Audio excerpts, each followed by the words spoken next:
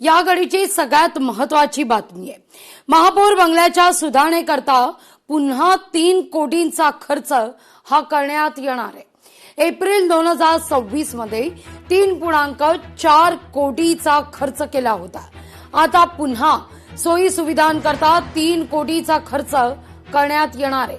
पालिका प्रशासनानं 2.89 कोटींच्या निविदा या मागवलेल्या आहेत। सगळ्यात महत्वाचं म्हणजे एकीकडे महापौर बंगल्याच्या दुरुस्तीकरता मनपाकडे कोट्यवधींचा निधी आहे, पण जुहू बीच वरील साफसफाई करता निधी नाहीये, असंच आता चित्र हे पाहायला मिळतंय। सगळ्यात महत्वाचं म्हणजे आजचा 24वा दिवस आहे।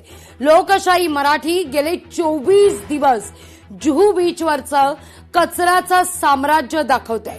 या ठिकाणी मुंबईकरांना कसे हाल सोसावे लागतात, मुंबईकरांचा जीव कसा गुदमरतोय या दुर्गंधीमुळे, या सगळ्याचं वार्तांकन गेले 24 दिवस लोकशाही मराठी करते। आता पुढच्या 6 दिवसात महिना पूर्ण होईल।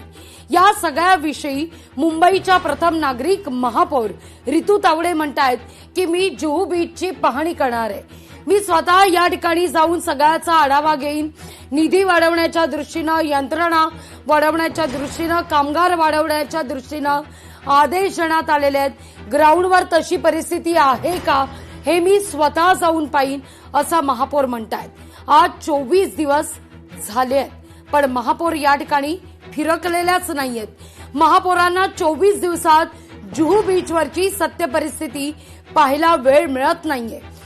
दुर्दैवाची बाब म्हणजे इथं महापौर बंगल्याच्या डागडुजी करता कोट्यवधींचा निधी खर्च करण्याकरता वेळ आहे, पैसा आहे, याकरता निविदा काढण्यासंदर्भात वेळ काढला जातोय, पण तिथं मुंबईकरांच्या ज्या काही हाल अपेक्षा होत आहेत, मुंबईकर इतका टॅक्स भरून तिथं मात्र जुहू चौपाटीवर त्याच दुर्गंधीयुक्त अशा या सगळ्या वाटेतून मार्ग काढताना दिसतोय। 1-2 दिवस नाही, 1-2 आठवडे नाही, 24 दिवस हीच परिस्थिती आहे, तरी सुद्धा त्यावर कुणीही बोलत नाही। दुर्दैवाची बाब म्हणजे आणि हास्यास्पद कारभार म्हणजे जुहू चौपाटीवर अचानकपणे एक व्हिडिओ ट्विट केला जातो मनपाकडून आणि स्वतःचं कौतुक कसं करता येईल हे दाखवण्याचा प्रयत्न केला जातो। तो व्हिडिओ असा असतो की जुहू किनाऱ्यावर सगळी काही स्वच्छता आम्ही केलेली आहे, जुहू बीच स्वच्छ आहे असं म्हणून स्वतःची पाठ थोपटण्याचा प्रयत्न मनपा या ठिकाणी करतं। पण आज मात्र ज्या क्षणी मुंबईकरांना खरंच गरज आहे या स्वच्छ किनाऱ्याची, या स्वच्छ मुंबईची, या समुद्र किनाऱ्यावर मोकळा श्वास घेण्याची, त्यावेळी मात्र इथं निधी खर्च न करता तिथं डागडुजीवर खर्च केला जातो। आणि नेमका हाच मुद्दा आज आदित्य ठाकरे यांनी सुद्धा मांडलाय। इथे एकीकडे सांगतात की आम्ही पार्टी विथ द डिफरन्स असं सांगितलं जातं। आता आम्ही सुद्धा महापौर राहिलेले, दरवेळेला महापौर जो नवीन येतो त्यावेळेला थोडी डागडुजी केली जाते, कारण आधीच्या महापौरांनी तो वापरलेला असतो, थोडी बहुत डागडुजी केली जाते, पण असं मेजर रिपेअर्स आमच्या कारकिर्दीत झालेले नाहीयेत। त्यामुळे पार्टी विथ द डिफरन्स एकीकडे म्हणतात आणि एकीकडे एवढा वारेमाप खर्च करतात, मला असं वाटतं हे चुकीचं आहे।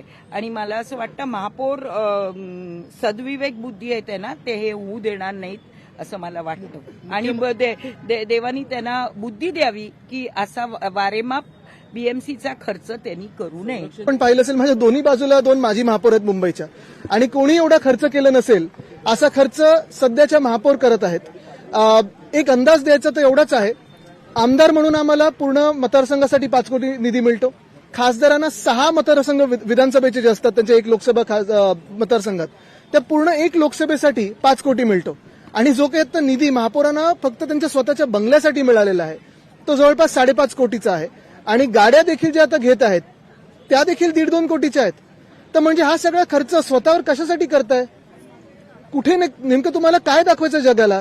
महापौर बंगला काय तुम्ही वेगळं काही आता टुरिस्ट प्लेस निर्माण करणार आहात की ताजमहल बांधणार तिथे? त्यांनी 25 वर्ष मुंबई लुटली आणि 25 वर्ष मुंबई लुटून मातोश्री टूक कुणाच्या कमिशनवर बांधलं, याचं उत्तर एकदा उद्धवजी ठाकरे, संजय राऊत आणि आदित्य ठाकरे यांनी दिलं पाहिजे।